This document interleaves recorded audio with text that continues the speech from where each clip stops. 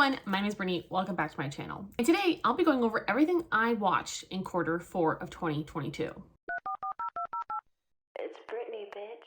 Yes, I know this video is late, and also if you hear any noises, that is Kalinka on the floor. She's just enjoying the carpet. But I'm finally getting around to doing this video, and I'm so sorry it's so late, but I'm trying to do better about being on top of these anyway. But on top of moving, it was pretty much impossible to get this out in a timely manner, so I do apologize. However, stay tuned if you'd like to find out what I actually watched in Q4 of last year. I'm not putting this in any particular order. I'm just gonna talk about them by streaming service. So I'm gonna talk about them by the streaming service that I put them into their own categories of which streaming service I end up watching. So I have plenty of them, so I'm just gonna go down the list. So we're gonna start with Hulu. And Hulu, we watched The Vigil. This is a horror film that's based off of Jewish Shiva. So if you have any idea what that is, then you're gonna know what this movie's about a little bit. But I think you do need a little bit of understanding about what this movie's about before you actually go into it, because if you don't have any idea about any of like the Jewish traditions surrounding death, you're not gonna understand a lot of this. Basically, somebody needs to watch the body, and a shomer is somebody who you can like pay to watch the body if like, you know, the husband or wife or whatever the family members can't like fulfill that duty of watching vigil of this body. So that's why it's called The Vigil. And when he gets this dilapidated house, he knows something is wrong. And that's all I'm going to tell you. This movie honestly has like 91% of Rotten Tomatoes. I think it deserves that score. I think it's actually a really good movie. I don't really want to say too much else, but honestly, like watch it in a dark room and just pay attention. And it's so good. It just has like this slow building horror. And I don't know, it's just kind of fascinating. So you know what, give it a shot. The next thing we watched on Hulu was The Patient. And this actually has Steve Carell in it in a very serious role. So I believe this is based off of the book The Patient, and I've never actually read that, but this was a Hulu series and it was really good. It's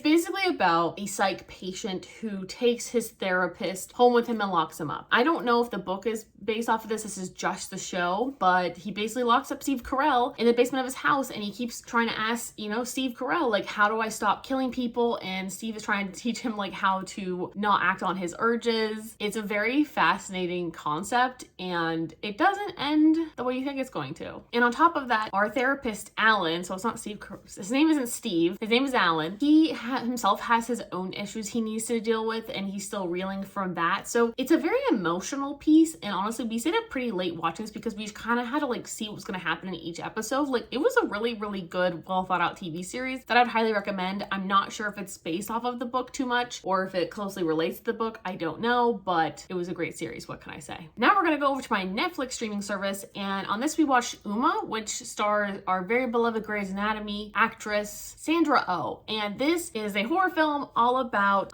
this Korean woman's small life on a farm until everything gets upended whenever her mother's remains arrive from Korea. And things obviously take a very interesting turn, but this talks a lot about familial ties. I mean, obviously it's a lot about that, about her estranged relationship with her mother and her relationship with electricity, because this woman's like, you know, allergic to electricity. She doesn't have anything electric in the house. Can't have phones nearby, all that kind of stuff. So she's kind of like a Chuck from Better Call Saul, but as a female character living on a farm, and she basically sells her honey. So it's a really interesting film. I don't think it was what I was expecting. It wasn't my favorite horror film. Would I rewatch it? I mean, sure, but like I don't have like an urge to rewatch it, but it was nice. But I can see how this one doesn't have as high as a rating. The Rotten Tomatoes score of this one is 32% at the moment, so do what you will. The next we watched on Netflix was Love is Blind season 3, and you know, I hate that they always like put them out, like the reunions and stuff, separately. It drives me insane, but I can't help but be drawn into certain reality TV shows, and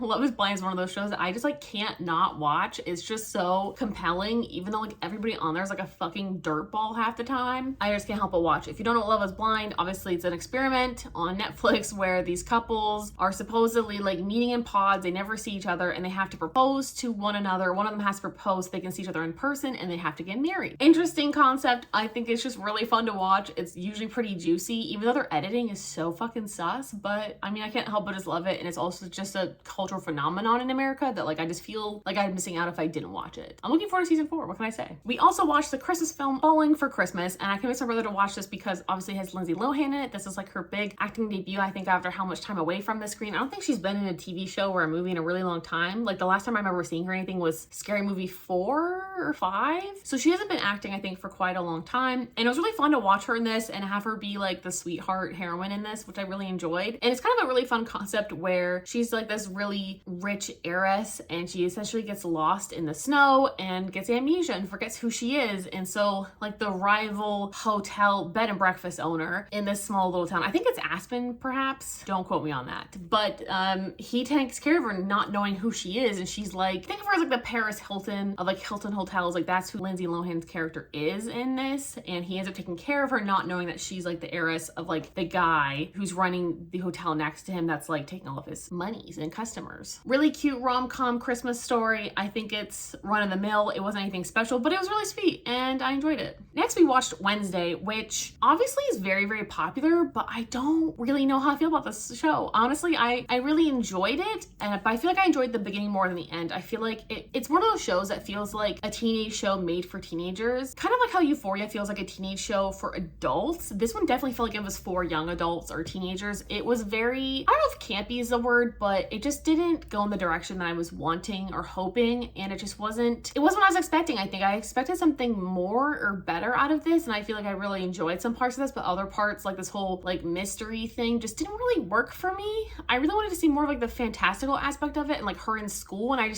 didn't get that. I don't know, this show didn't work for me in so many different ways, and I definitely would like attempt season 2, but I don't know, I just was kind of left with like feeling neutral on this. I don't really have a specific feeling about this, but it's not like my new favorite show or anything, and I definitely would like watch it, you know, again, cultural phenomenon sort of thing, because everybody loved it and it already got renewed. But was it that special? No. Was it really that groundbreaking? I don't think so, but I did love seeing Gwendoline Christie as this like delicious principal. She looks so fucking good in this show. I would like watch it just to watch her, honestly. Now on to Amazon, where I watched My Best Friend's Exorcism, and this is based off of the book, which I basically DNF'd this book, but I didn't like officially DNF it. I tried reading it, kind of just got bored with it, and then decided not to finish it for that reading vlog, and I like never ended up doing it for that. So it just never ended up happening. And I can see why. I don't really think exorcisms are that interesting to me, and I think especially after watching this in film version, like I think the film version is probably better than the book, but I don't know, it's one of those like it's very campy, but I don't know if I liked that in a horror. Like I wasn't expecting that. I was expecting something different. I think exorcisms just aren't that scary to me, and I think that's why this kind of failed. I mean, I'd probably get like 2 stars out of 5. I just feel like it was whatever. I mean, the acting, everything was great. It had some actors in there I really enjoy, but like overall it just really wasn't that interesting, and I didn't really care, even though it's set in the 80s, which I love. So like I love that part of it, but like it's kind of one of those movies like I don't really know if I really want to watch again. Next up is My Policeman, which has my future husband Harry Styles in it, which is the reason I watched this, because I really want to support him, and also this is based off of a book as well. So I don't know if it's specifically Harry's favorite book or like he just got involved because he liked this book. I don't know, but he's definitely been seen with pictures of this book. I know he's read it, and I haven't read it yet, but I really wanted to just see the film because I really don't know if I'm interested in reading the book, but we'll see, because I actually really enjoyed this film. I love the sexy, steamy scenes in this, but in terms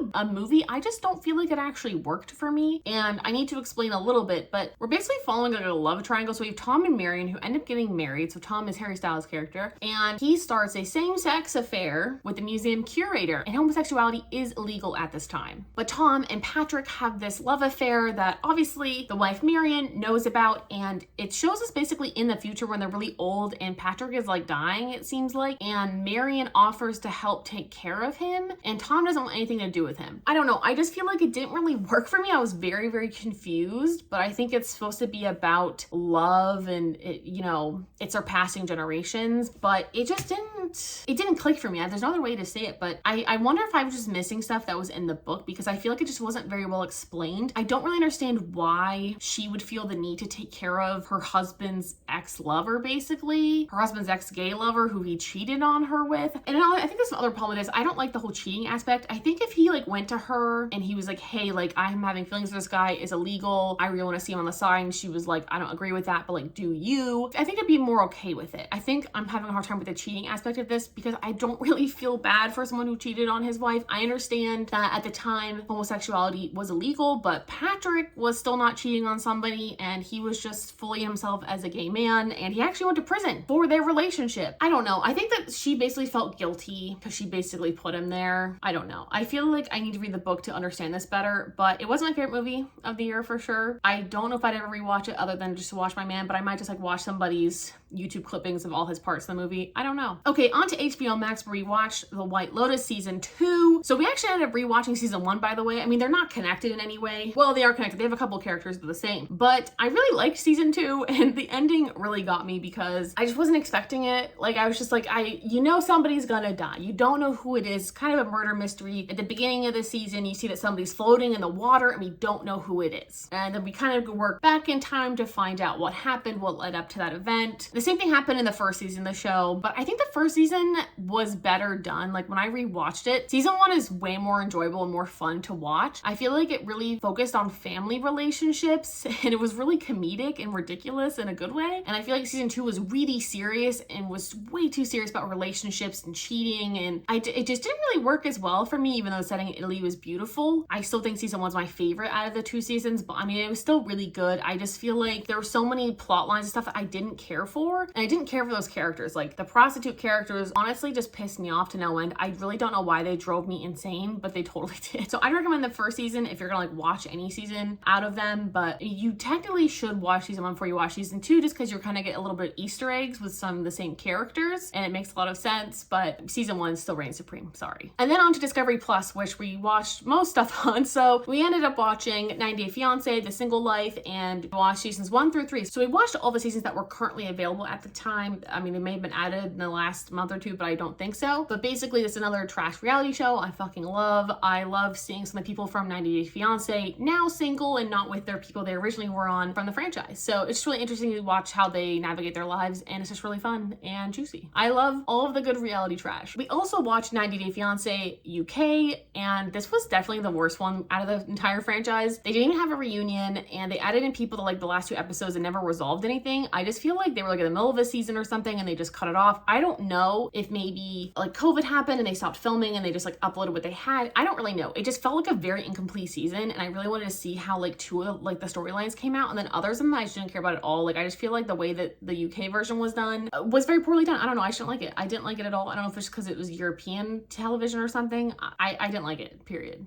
I would not recommend. Like, if you're gonna watch any of the 90 Day Fiancé things, this is probably the last one on my list. It's from Peacock, and that is The Real Housewives of Beverly Hills season 12, which was very, very fucking juicy. I loved all the fucking drama on this. I just ate that shit right up. It was so good, and I cannot wait for the next coming seasons. Honestly, it was fucking sublime. So, no apologies. I am white trash. Anyway, that's all I have for you. Thank you guys so much for watching. I'll talk to you guys all very, very soon. Have a great day.